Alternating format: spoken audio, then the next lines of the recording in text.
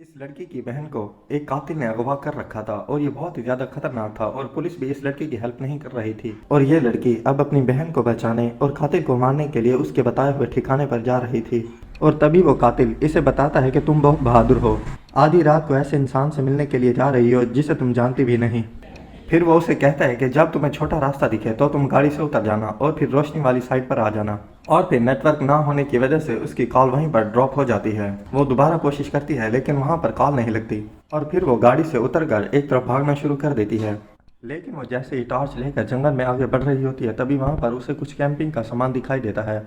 और इस लड़की को वहां पर कुछ तस्वीरें भी मिलती हैं जिस पर उसमें इसकी बहन की तस्वीर भी शामिल होती है और उस किलर ने इन सब को कत्ल किया हुआ था लेकिन अभी इसकी बहन जिंदा थी। और इसके बाद जैसे ही वो थोड़ा सा आगे बढ़ती है तो वहां पर उसे एक कुआं नजर आता है जिसके अंदर वो देखती है तो उसे एक लड़की दिखाई देती है। तभी वहां पर अचानक से एक हाथ ऊपर आता है और इसको वहीं पर कुएं के अंदर फेंक देता है और ये कुएं के अंदर बहुत ही बुरी तरह से गिरती है। और फिर वो किलर इसके सामने आता है और सीढ़ियां पकड़कर वो कुएं से बाहर चला जाता है। उसने इसके लिए एक ट्रैप बनाया हुआ था और अब ये लड़की बुरी तरह से फंस चुकी थी और ये ऊपर जाने के बजाय ये दोबारा नीचे आ जाता है और लड़की को धमकाने लगता है। तभी वहां पर लड़की एक पिस्टल दिखती है और उस पर टांगों के जरिए हमला करके उसको नीचे गिरा देती है और वहीं से पिस्टल उठा लेती है और उस पर फायर कर देती है जिससे वो किलर बहुत ज्यादा जख्मी हो जाता है। और फिर वो सीढ़ियों के जरिए इस कुएं से बाहर निकलने लगती है लेकिन तभी वो किलर इसे पकड़ लेता है और वो दोबारा से उस पर फायर करती है और तभी ये लड़की कुएं से बाहर चली जाती है और सीढ़ियों को ऊपर खींच लेती है और ये किलर नीचे जख्मी होकर पड़ा हुआ होता है। तभी वो इसके ऊपर पिस्टल तान कर कहती है कि हिलना मत हरामजादे,